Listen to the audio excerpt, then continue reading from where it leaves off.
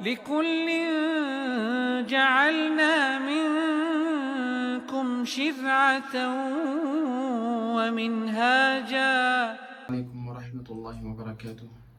إن الحمد لله نحمده ونستعينه ونستغفره ونتوب إليه ونعوذ بالله من شرور أنفسنا ومن سيئات أعمالنا. من يهده الله فلا مضل له ومن يضلل فلا هادي له. وأشهد أن لا إله إلا الله وحده لا شريك له وأشهد أن محمدًا عبد الله ورسوله صلوات الله وسلامه عليه وعلى آله وصحبه أجمعين.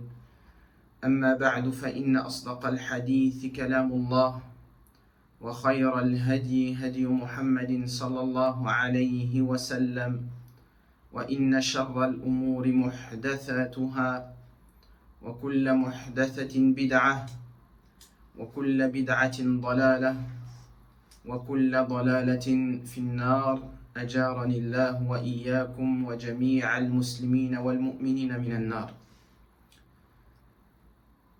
Alhamdulillah, par la permission d'Allah Azza wa Jal, qui nous a permis de vivre jusqu'à cet instant, on retourne à l'étude du livre Kitab al-Zuhd, le livre de l'ascétisme de l'illustre Imam Ahmad ibn Hanbal rahimahullahu ta'ala, en demandant à Allah subhanahu wa ta'ala de faire de ce que l'on apprend une preuve pour nous le jour du jugement, un moyen de se rapprocher encore plus de notre Créateur, de le craindre encore plus, d'augmenter notre foi, notre amour envers Allah subhanahu wa ta'ala et notre volonté de nous soumettre à lui, de l'adorer sincèrement, uniquement pour lui. Et on demande à Allah subhanahu wa ta'ala de nous pardonner nos manquements dans tout ce que l'on vient de citer, s'il y a des manquements qui apparaissent à vous. Donc on continue le prochain athar de Al-Hasan al-Basri qui est venu dans Kitab al-Zuhd. فليتفضل القارئ مشكورا مأجورا. بسم الله الرحمن الرحيم.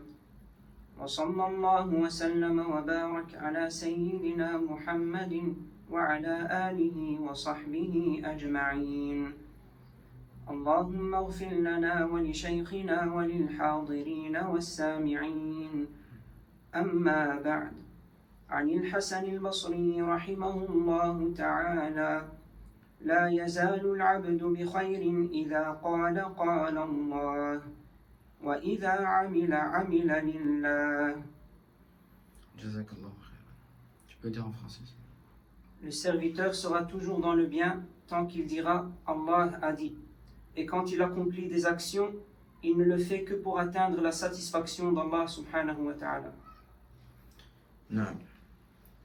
Ce hadith, il rassemble deux choses et deux fondements les plus importants de notre religion. Al-Hasan al-Basri rahimahullah ta'ala dit: La yazalu al-abdu bi khayrin idha qala ou idha takallama bi ma yajiduhu maktuban fi kitabillah أو في سنة رسول الله صلى الله عليه وسلم، أي يتكلم بالوحي أو بما يوجد في وحي الله عز وجل. C'est-à-dire que quand la personne elle parle, elle dit des choses, elle parle selon ce qui est venu dans la révélation, ce qui est venu dans le Coran, ce qui est venu dans la Sunna. وإذا عمل, et quand il fait une action, عمل لله. Et quand il fait une action, une adoration, il le fait sincèrement pour Allah subhanahu wa ta'ala. Ça rassemble les deux plus grandes causes pour lesquelles Allah subhanahu wa ta'ala a créé les êtres humains. Les raisons pour lesquelles Allah subhanahu wa ta'ala nous a placés sur terre et qui nous permettront, bi'idhnillah, de réussir le test qui est la fitna de cette dunya, le test de cette vie d'ici-bas. Al-ghayatul udma, la plus grande cause ou le plus grand but pour lequel on est sur terre, il est venu dans la parole d'Allah subhanahu wa ta'ala où il dit وَمَا خَلَقْتُ الْجِنَّ وَالْإِنسَ إِلَّا لِيَعْبُدُونَ. Je n'ai créé les djinns et les êtres humains que afin qu'ils m'adorent. Hada, c'est un but que la majorité des gens ils connaissent.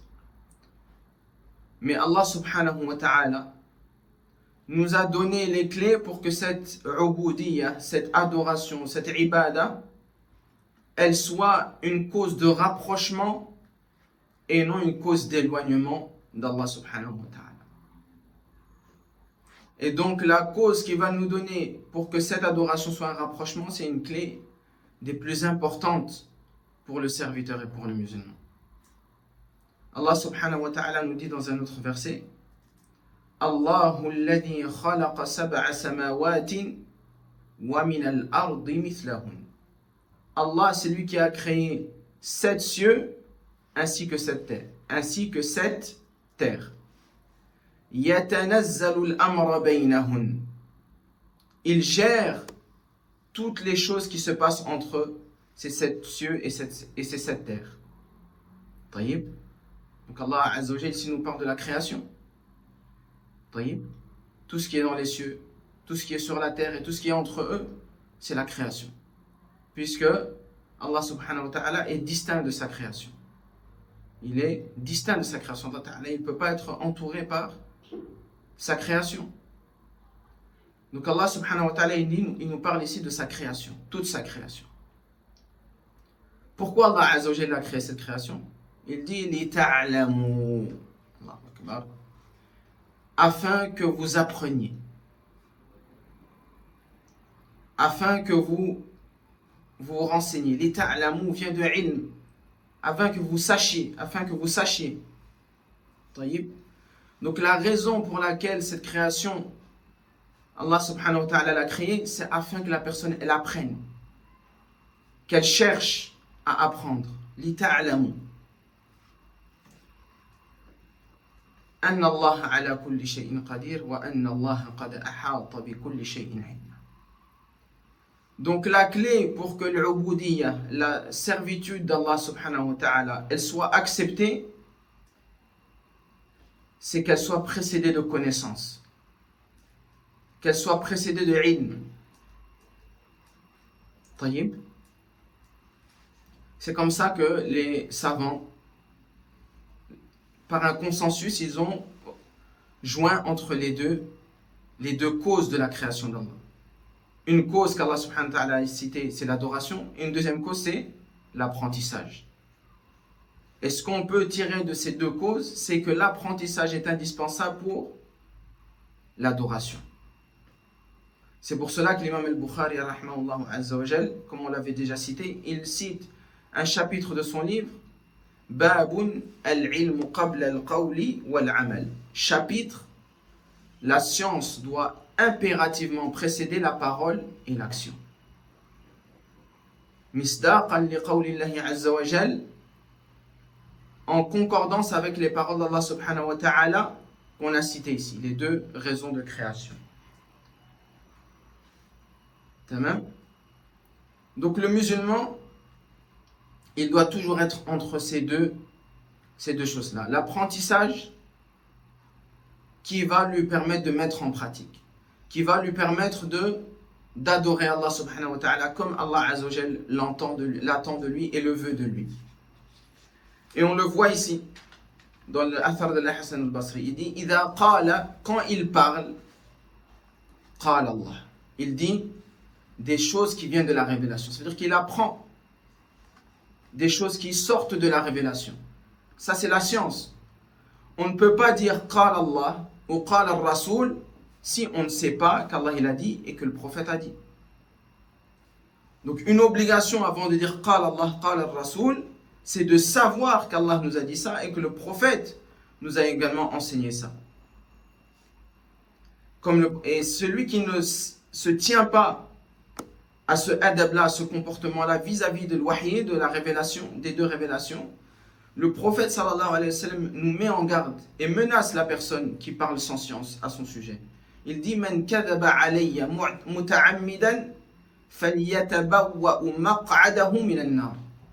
Celui qui ment sur moi intentionnellement, qu'il prépare déjà sa place dans l'enfer. Donc ça c'est le premier point, c'est le premier socle qui va nous permettre au final de concrétiser le but ultime de notre existence sur terre, qui est l'adoration, l'humilité vis-à-vis d'Allah subhanahu wa ta'ala dans cette adoration. Et l'adoration, c'est dans la deuxième partie, wa idha amila lillah. Et quand il fait une action, une adoration, il le fait que pour Allah. Et ça c'est quoi? C'est l'ikhlas. Al-ikhlasu lillahi azza wa jalla. La sincérité. Et wallahi, la chose fondamentale, ou bien ces deux choses-là, elles sont fondamentales pour le musulman. Ni il peut se passer de science tirée des révélations, ni il peut se passer de la sincérité dans son adoration. Et bi'idhnillahi azza wa jalla, quand on va tirer les bénéfices de ce hadith-là, on verra des hadiths où le prophète sallallahu alayhi wa sallam nous parle de ces choses-là. Al-Muhim. Donc les deux conditions pour que notre adoration elle soit acceptée, c'est qu'on la fasse en conformité avec la révélation, avec ce que le prophète sallallahu alayhi wa sallam soit venu, et qu'on la fasse sincèrement pour Allah subhanahu wa ta'ala. Ainsi, une personne qui voit des gens faire une adoration, mais il ne connaît pas le statut de cette adoration, il ne connaît pas qu'est-ce qu'Allah a dit, qu'est-ce que le prophète a dit sur cette adoration-là. La personne-là, elle ne peut pas rejoindre les gens dans cette adoration-là. Pourquoi? Parce que cette adoration, elle n'est pas précédée de science. Il ne sait pas est-ce que cette adoration-là, elle est légiférée ou elle n'est pas légiférée. Donc elle délaisse l'adoration.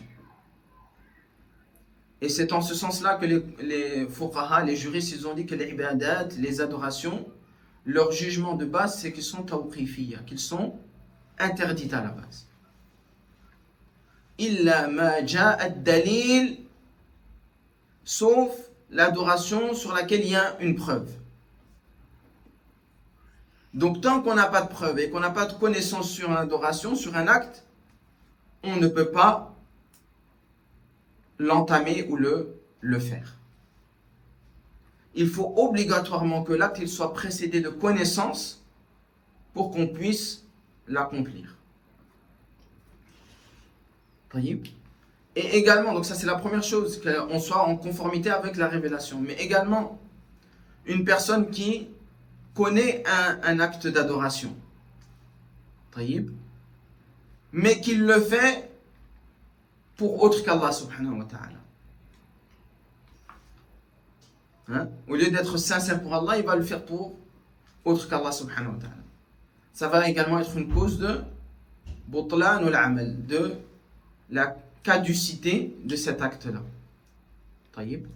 Donc il faut obligatoirement, comme c'est connu, que pour que les actions soient acceptées auprès d'Allah azza wa jal, qu'il y ait l'acte, qu'il soit fait en conformité avec la législation avec laquelle le prophète sallallahu alayhi wa sallam est venu, et qu'elle soit faite sincèrement, uniquement pour notre Seigneur Allah subhanahu wa ta'ala.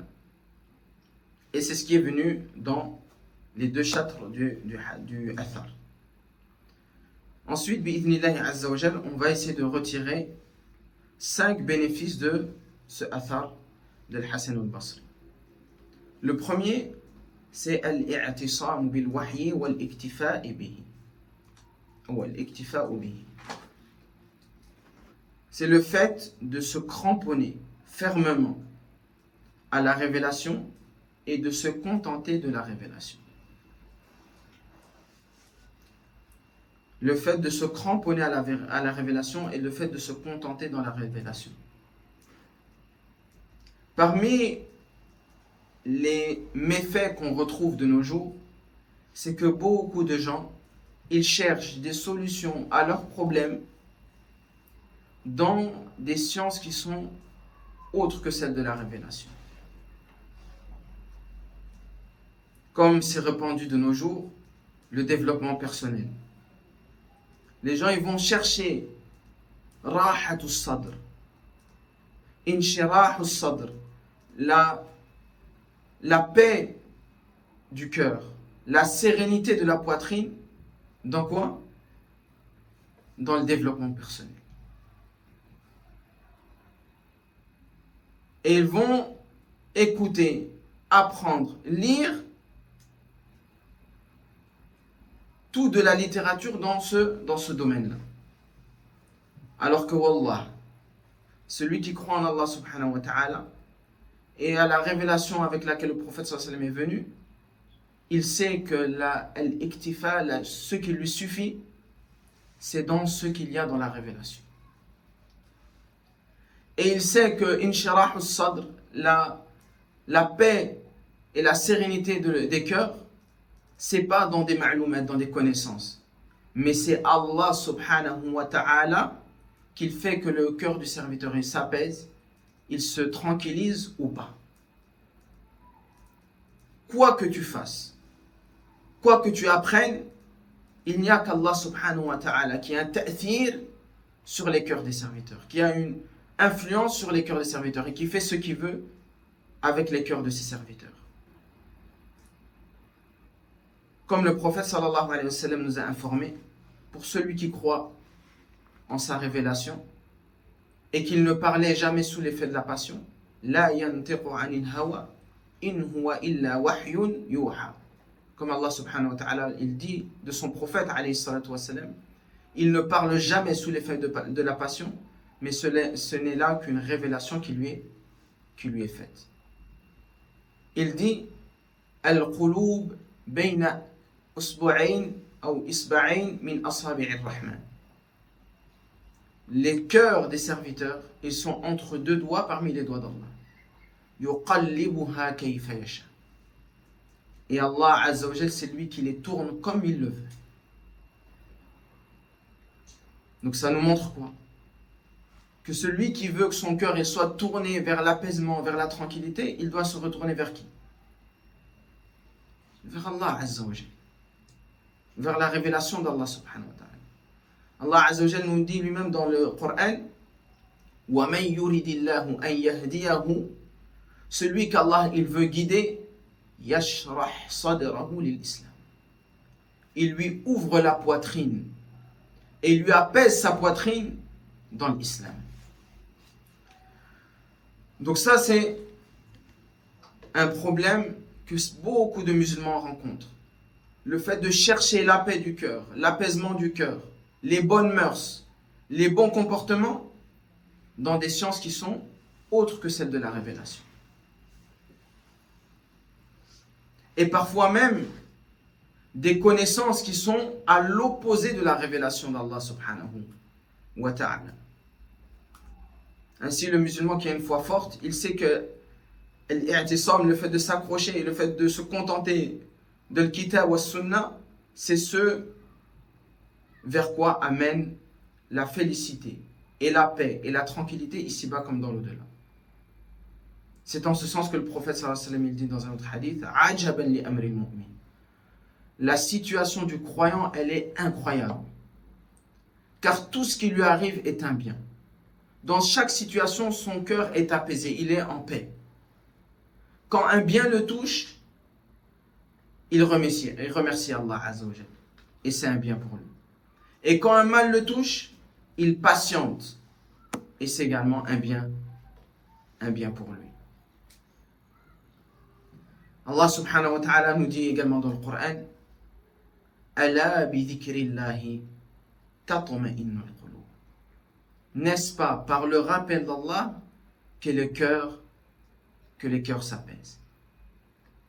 Et des textes à ce sujet, il y en a énormément. Ce qui est à retirer de cela, c'est qu'il y a ce qu'il nous suffit dans notre révélation. que ce soit, comme j'ai dit, dans le développement personnel, pour avoir quelqu'un qui recherche la paix, la sérénité du cœur. Également, il recherche ça dans le développement personnel, la manière d'éduquer les enfants. Al-iktifa bil-kitab wa sunnah. Il y a ce qu'il vous faut dans le Coran et dans la Sunna. Il y a les directives qu'il vous faut pour la guider et pour le bien-être de votre famille, de vous-même et de votre mujtama', de votre société, dans le kitab et dans la Sunna. Allah subhanahu wa ta'ala nous dit également wa in tuti'uhu tahtadu. Si vous obéissez à ce messager, alors vous serez bien guidés, sans aucun doute. Si vous obéissez au messager, c'est un charte, c'est une condition. Celui qui veut la guider, celui qui veut la féliciter, la paix du cœur, alayhi an yuti'a Allah azza wa jalla wa rasulahu. Il se doit d'obéir à Allah azza wa jalla et à son messager. Tayyib. Également, Allah subhanahu wa ta'ala, il nous dit فَإِن تَنَازَعْتُمْ فِي شَيْءٍ فَرُدُّوهُ إِلَى اللَّهِ وَالرَّسُولِ إِن كُنتُمْ تُؤْمِنُونَ بِاللَّهِ وَالْيَوْمِ الْآخِرِ. Si vous divergez sur des sujets, renvoyez la connaissance ou la compréhension de ces sujets à Allah, c'est-à-dire au Coran, et au messager, c'est-à-dire à sa sunna, après sa mort et de son vivant à lui-même. In kuntum tu'minuna billahi wal yawmil akhir. Si vous croyez en Allah et au jour dernier. Donc ceux qui vont mettre en application cette instruction de la part d'Allah subhanahu wa ta'ala, c'est ceux qui ont la foi en Allah et au jour dernier. Donc au plus le musulman aura une foi forte en Allah azza wa jal et au fait qu'il devra rencontrer son Seigneur le jour du jugement, à chaque situation, à chaque problème, à chaque bonheur, à chaque malheur, à chaque pas qu'il fait durant sa vie, il le ramène au kitab wa sunnah, au livre d'Allah azza wa jal et à la sunna du prophète alayhi salatu wassalam. Et c'est en concordance avec ce que Hassan al-Basri il nous a dit ou pas? Allah azza wa jal nous dit également وَمَا آتَاكُمُ الرَّسُولُ فَخُذُوهُ وَمَا نَهَاكُمْ عَنْهُ فَانْتَهُوا. Ce que le messager vous apporte, alors prenez-le. Et ce qu'il vous interdit, alors abstenez-vous-en. Et ça, c'est un ordre d'Allah azza wa jal. Dans la langue arabe, c'est sous forme d'ordre, d'impératif. Ce que le prophète sallallahu alayhi wa sallam nous apporte, on est dans l'obligation de le prendre. Et ce dont il nous met en garde, on est dans l'obligation de quoi? De s'en abstenir. Allah azza wa jal nous dit également, et ça rejoint un peu ce que j'ai dit concernant les personnes qui cherchent au-delà de la révélation des issues à leurs problèmes, des issues à l'éducation de leurs enfants, au changement de la société, au changement de leur propre personne, de leur cœur, de leur paix intérieure. Allah azza wa jalla dit أَفَحُكْمَ الْجَاهِلِيَّةِ يَبْغُونَ. Est-ce le jugement anti-islamique, en dehors de l'islam dans lequel ils espèrent? أَفَحُكْمَ الْجَاهِلِيَّةِ يَبْغُونَ. Est-ce dans le jugement en dehors de l'islam qu'ils espèrent trouver une guidée? وَمَنْ أَحْسَنُ مِنَ اللَّهِ حُكْمًا لِقَوْمٍ يُوقِنُونَ.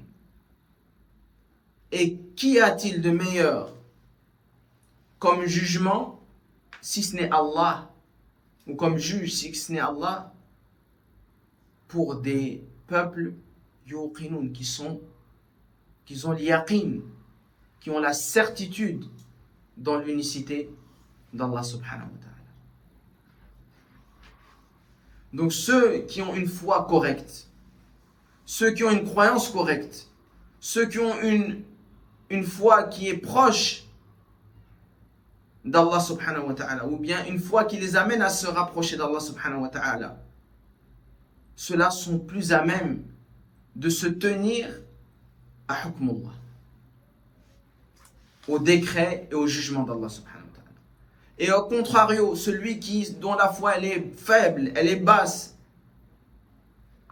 peut-être même parfois inexistante, ils vont chercher des solutions dans une autre législation que celle d'Allah Azza wa Jalla.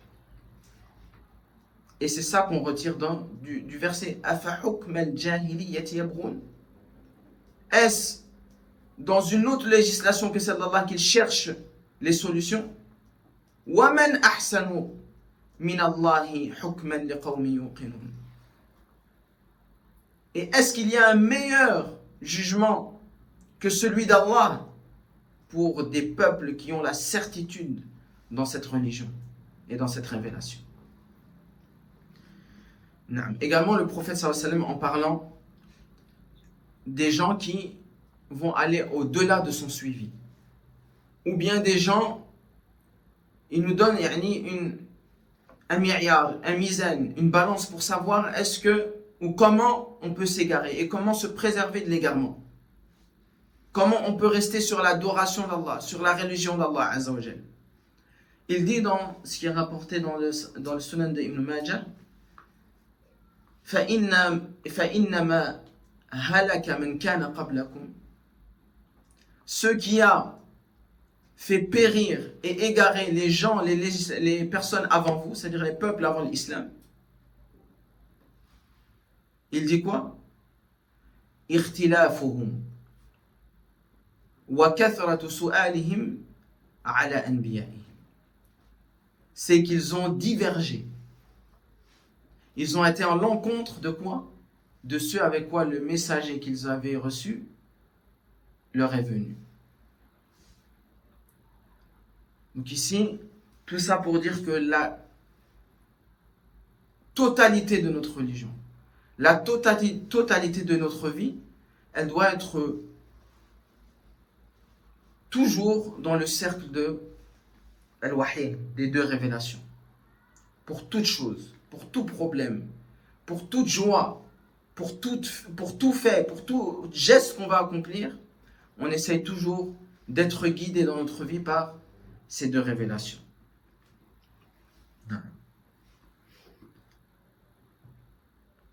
Le deuxième bénéfice qu'on peut tirer de ce hadith, qui est clair, c'est al-ikhlasu fil amal, la sincérité dans l'action ou dans les adorations que le serviteur va présenter à Allah Azza wa Jal. Et ça, c'est aussi une importance capitale, subhanallah. Abu Huraira radiallahu anhu, il nous dit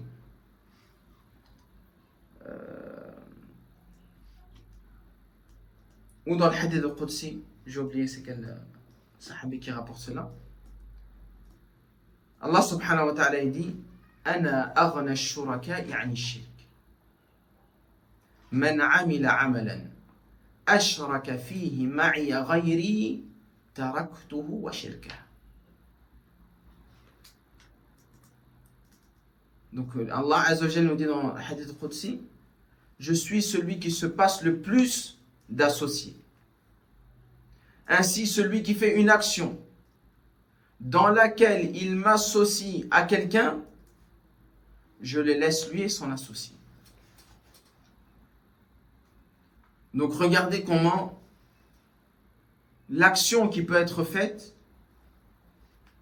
peut, auprès d'Allah Azza wa Jal, ne valoir aucune récompense, ou bien n'est d'aucune valeur auprès d'Allah subhanahu wa ta'ala. Et cela parce que la personne, elle a manqué de l'ikhlas, elle a manqué de sincérité, elle a manqué en fait le but pour lequel elle a été créée. Parce que la personne, quand elle agit parce qu'Allah Azza wa Jal, c'est le seul qui mérite d'être adoré. C'est le seul qui mérite que l'on unifie nos adorations pour lui. C'est le seul qui mérite que l'on se fatigue dans nos adorations, dans nos actions pour lui. Ainsi, celui qui va placer un associé dans son action avec Allah subhanahu wa ta'ala, c'est comme s'il n'avait pas compris qui était la cause pour qu'il soit sur cette terre. Qui était la cause pour qu'il reçoive l'islam, la guidée. Qui était la cause pour qu'il reçoive l'iman, la foi.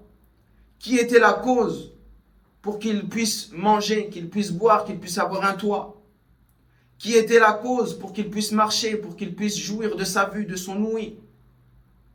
Qui était la cause pour qu'il puisse respirer, qu'il puisse vivre. La cause de son existence ici sur terre. C'est comme si il l'a négligé et qu'il l'a rabaissé. Parce que la seule personne qui est la cause pour toute existence, c'est Allah subhanahu wa ta'ala. Ainsi, c'est un manque de respect envers Allah azza wa jalla que de l'adorer en faisant des actions pour un autre que lui azza wa jalla. Allah subhanahu wa ta'ala nous dit également dans le Coran وَمَا أُمِرُوا إِلَّا لِيَعْبُدُوا اللَّهَ مُخْلِصِينَ لَهُ الدِّينَ. Et on ne leur a ordonné aux créatures qu'une chose, que d'adorer Allah en lui vouant un culte exclusif, en étant sincère et en l'unifiant dans toutes nos adorations. Subhanallah. Allah Azza wa Jalla nous dit également dans sourate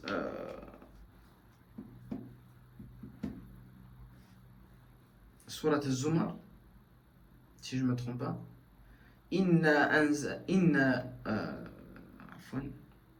تنزيل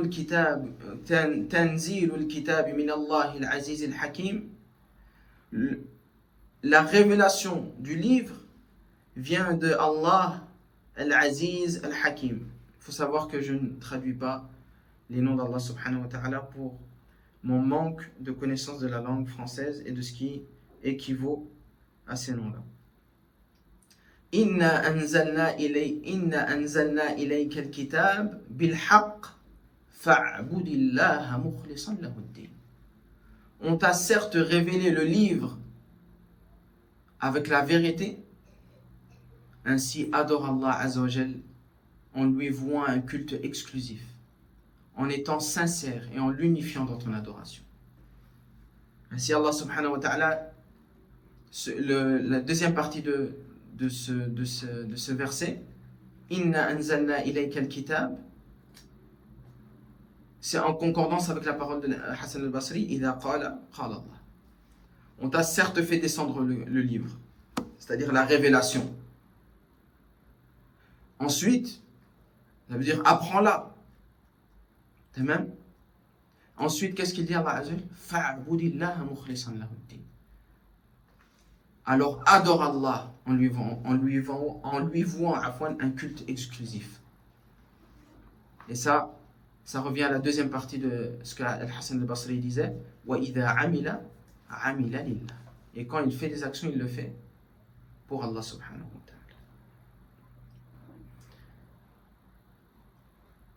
ta'ala. Et ici Allah subhanahu wa ta'ala, quand il dit fa'budillah mukhlishan lahu ad-din, après il dit également dans la suite du verset, j'ai oublié, ala lillahi ad-dinul khalis.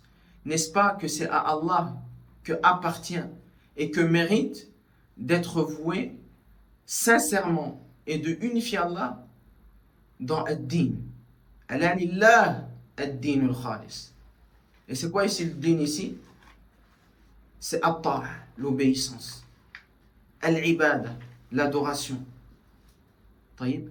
Comme les mufassiroun, comme Ibn Kathir, Al-Qurtubi, Al-Tabari, ils ont expliqué ce mot-là, ad-din. Ici, le mot ad-din, c'est pas la religion.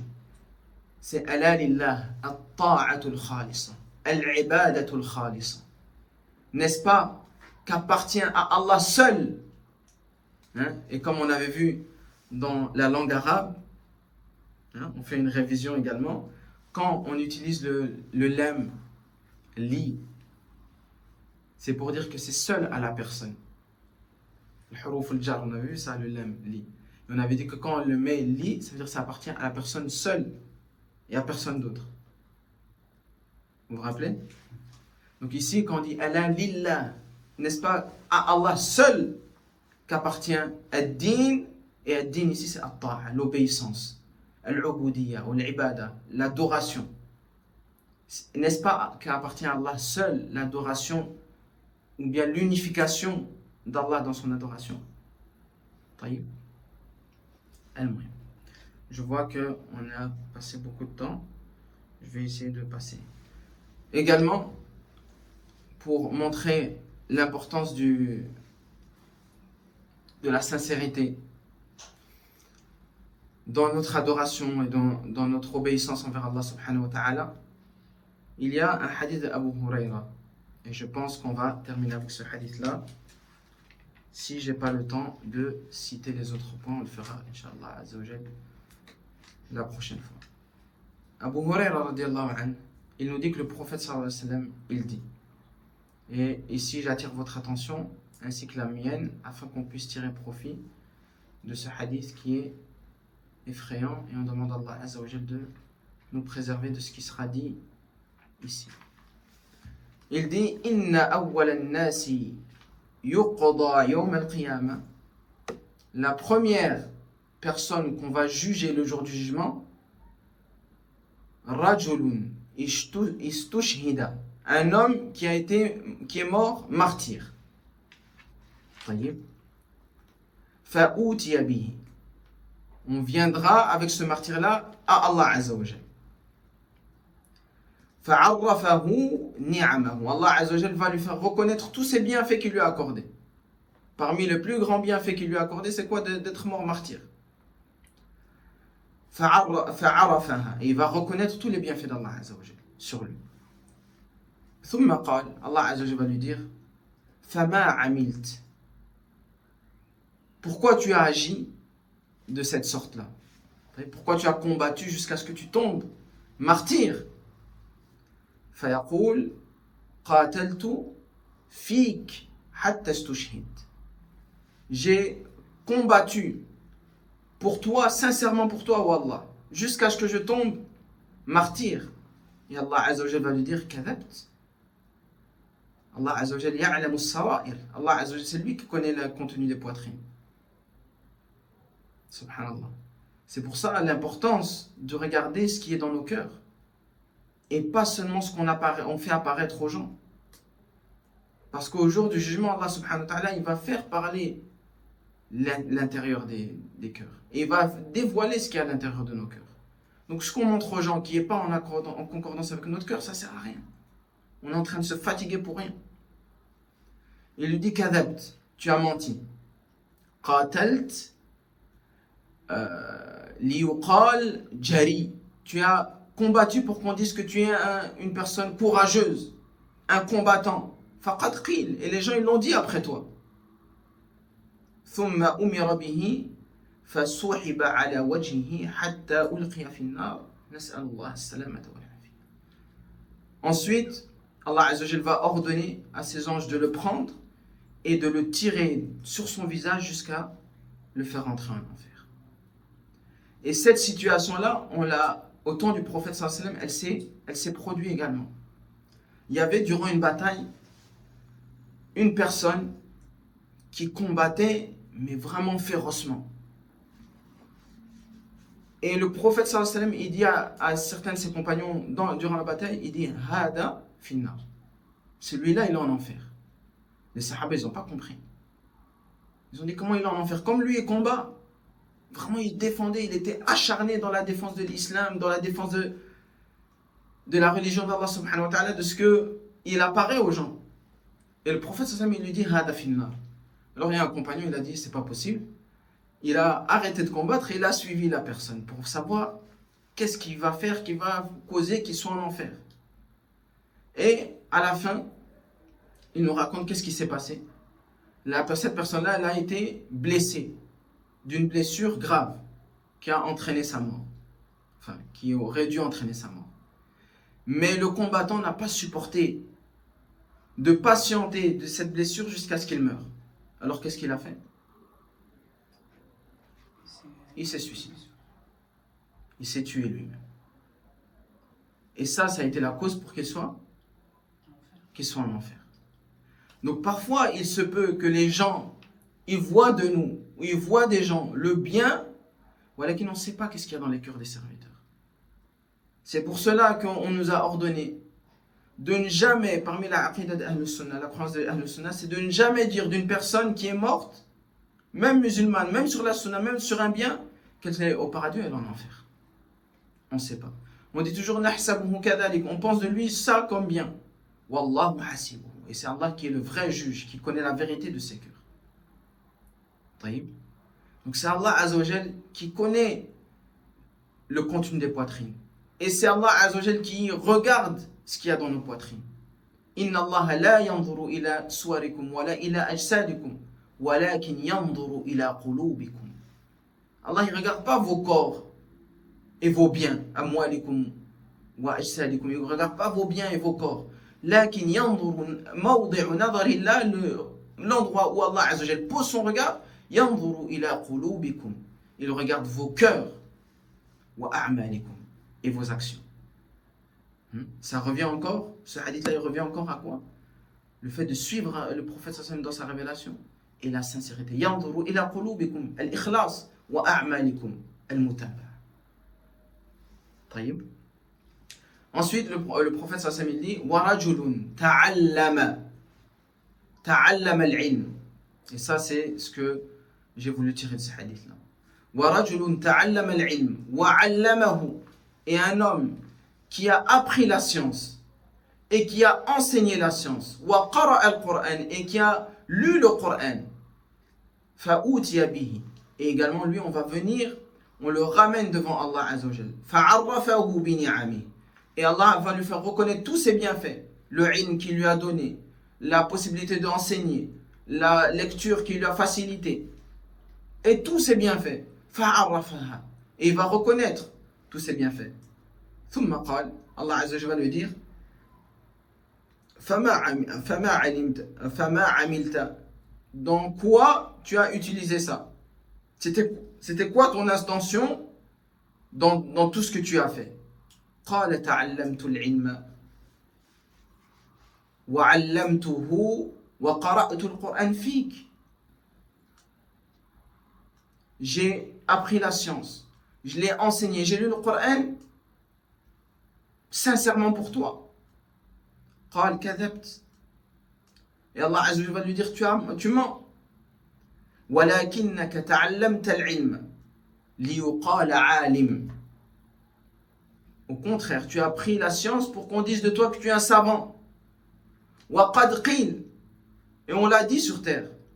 Et également Allah Azza wa Jalla va dire à ses anges de le prendre et de le tirer de par son visage jusqu'en enfer.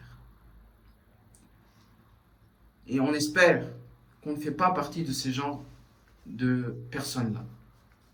D'où l'importance capitale de ne pas multiplier les adorations. De ne pas multiplier les adorations sans qu'il y ait de la sincérité dans ces adorations-là. Et sans qu'il n'y ait de science qui précède ces adorations-là. Si on ne veut pas faire partie de ces gens-là. Les premiers qu'on va juger, c'est ces gens-là. Et quand ils arrivent devant Allah Azzawajal, eux, ils croient qu'ils ont fait cela pour Allah. Et ils croient qu'ils ont pu tromper Allah. Mais on connaît tous le contenu de nos poitrines. Est-ce qu'on est vraiment sincère avec Allah? Quand on est seul, entre nous et Allah Azzawajal, est-ce qu'on fait autant d'efforts dans l'apprentissage de la science? Ou moins que quand on est devant les gens? Quand on est seul entre nous et Allah, est-ce qu'on fait autant d'efforts dans nos adorations? Et est-ce qu'on est autant concentré dans nos adorations que quand on est devant les gens? Le mizan, il se retrouve dans le khalwa.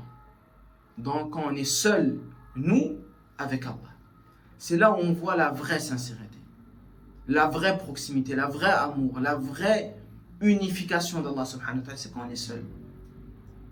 C'est pour ça que le prophète sallallahu alayhi wa sallam, il nous a recommandé dans nos nawafil dans nos prières surrogatoires, de les préserver en les faisant seuls chez nous à la maison. Pour préserver cette sincérité-là. Et c'est pour ça que les salafs et le prophète sallallahu alayhi wa sallam, quand ils faisaient des actions, ils essayaient le plus possible de les cacher. Pour préserver cette sincérité. Pour préserver le fait de corrompre nos adorations avec des gens qui ne méritent même pas. Pour nos parents, parfois, il y a un savant qui est là, qui va passer, alors la personne va augmenter son... Mais pourquoi? Même si c'est un savant. Même si c'est le plus grand savant du monde, ça reste un être humain. Le prophète sallallahu alayhi wa sallam, Allah azza wa jalla, il dit de lui dans le Coran, قُلْ إِنَّمَا أَنَا بَشَرٌ. Dis aux gens, je suis qu'un être humain. Yani, j'ai rien de spécial par rapport à vous. La seule chose qu'Allah il a augmenté, ou bien qu'il m'a donné en plus que vous, yuha ilay, il me fait la révélation. Donc les personnes qui doivent, yani le musulman ou l'adorateur, quand il se présente devant Allah Azza wa Jal, il vide son cœur de tout ce qui est en dehors d'Allah Azza wa Jal. Naam. On va quand même essayer de terminer. Hein?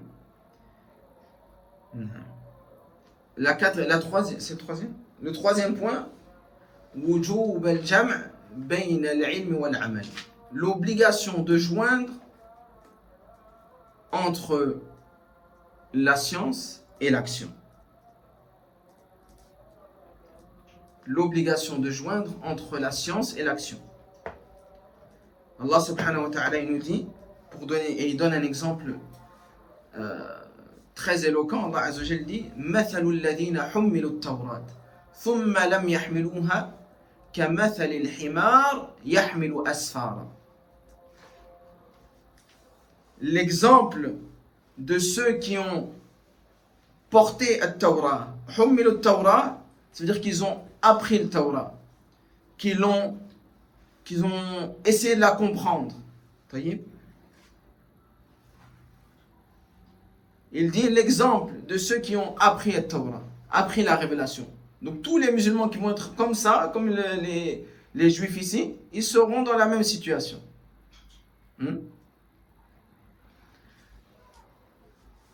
Humilu Tawrat, ils ont appris la révélation, la Torah. Thumma lam yahmiluha. Ensuite, ils n'ont pas mis en pratique. Ils se sont contentés de l'apprentissage. Kamathali al-himar. Ils sont semblables à l'âne qui porte des livres sur son dos. Est-ce que l'âne qui a des livres sur son dos, il tire bénéfice de ce qu'il a sur son dos? Qu'est-ce que l'âne il peut tirer comme bénéfice qu'il a sur son dos? Non, bénéfice, ça c'est pas de la fatigue, un bénéfice. S'il y a de la nourriture, de l'eau, celui qui est au-dessus, l'âne, il peut tirer bénéfice de cette eau-là, comment on appelle ça, de cette nourriture-là. Si celui qui le monte, il lui donne l'eau qu'il y a sur son dos, il tire bénéfice. S'il lui donne la nourriture, il tire bénéfice. Si celui qui a un âne, et l'âne il porte des livres, est-ce qu'il va lui donner des livres pour manger? Donc si l'âne il porte des livres sur son dos, il n'a aucun bénéfice dans ces livres. Ce qu'il porte, ça ne lui sert à rien. Et bien l'exemple de celui qui connaît, mais qui ne met rien en application, il est semblable à un âne. Allah Azza wa Jalla l'a donné comme exemple que tu es un âne. Pour dire que tu n'as rien compris de ce qui est voulu par l'apprentissage. Si ce n'est la mise en pratique. Taïb. Mafhoum? Non. Et le quatrième afouin, c'est dans la première partie du Athar de Hassan al-Basri. Il dit La yazalu nasu bi khayr. Ou La yazalu al-abdu bi khayr. Le serviteur sera constamment dans le bien. C'est-à-dire que dawamul khayr, le fait que le serviteur soit continuellement dans le bien, il est lié à l'apprentissage de la science et à la mise en pratique de la science.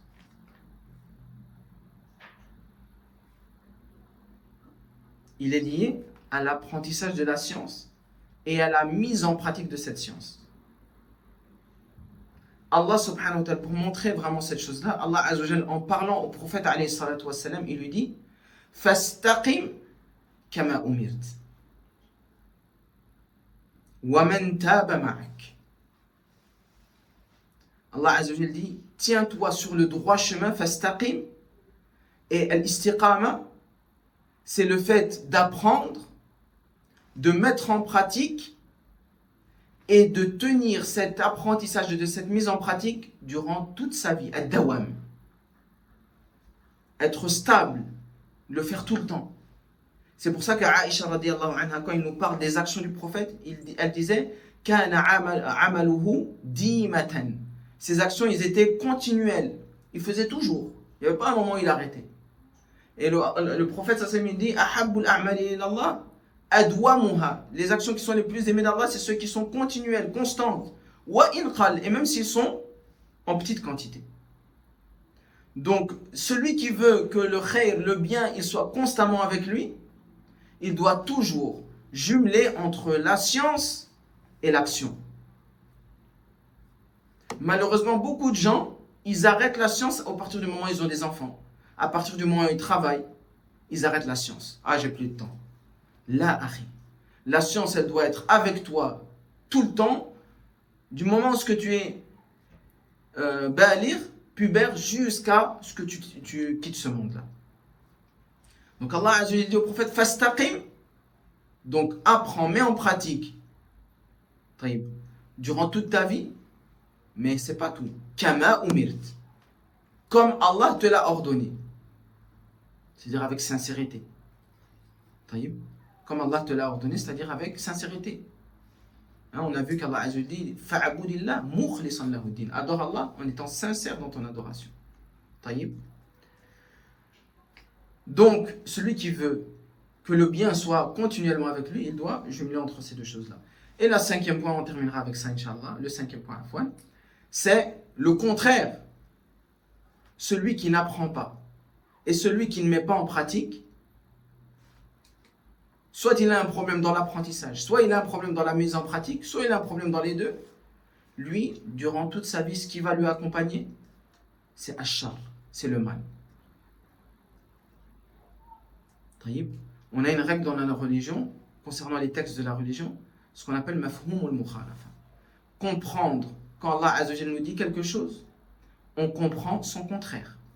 Quand Allah Ta'ala dit Fa'budillah mukhlisan lahuddin, adore Allah en l'unifiant, ça équivaut à interdire son contraire. Interdire d'adorer Allah en lui donnant un associé. Également ici, c'est la même chose. Quand Allah nous ordonne de l'adorer avec science et sincérité, ça veut dire que c'est également un tahrim, une interdiction de l'adorer sans science et sans sincérité.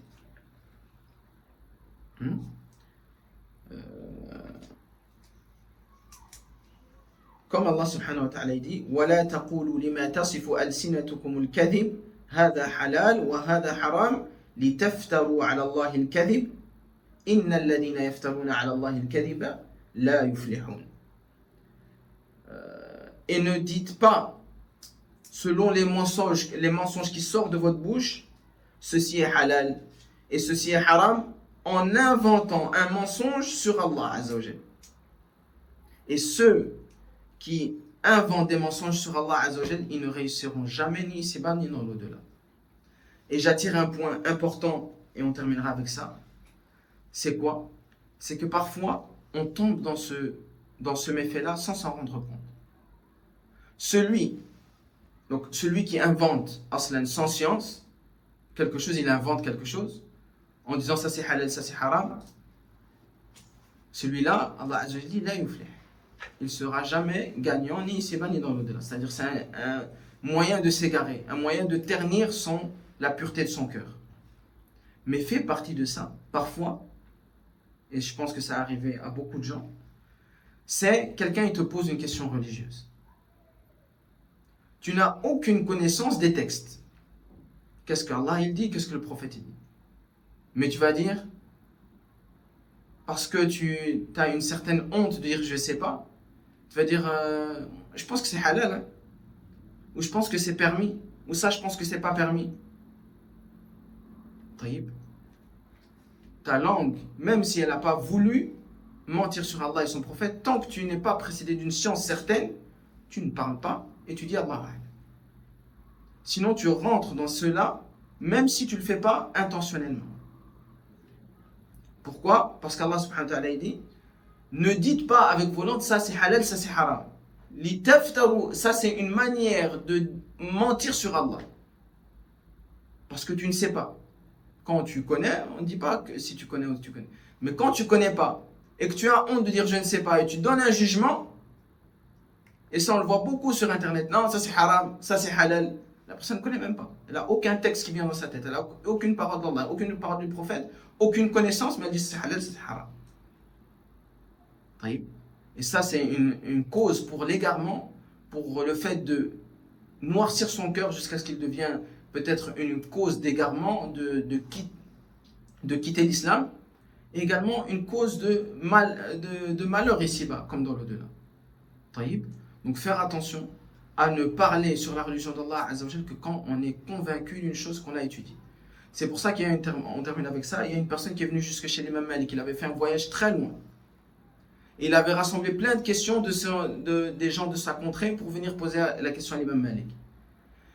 Et quand il posait à l'imam Malik les questions, la moitié des questions, l'imam Malik il disait Allah. Et à la fin il dit, c'est ça, l'imam Malik, qu'est-ce que je dois dire moi aux gens qui sont restés là-bas? Presque la majorité des questions, tu disais Allah alam. Tu dis, l'imam Malik il a dit, Qul lahum Malik la ya'lam. Dis-leur Malik, l'imam Malik, il ne sait pas.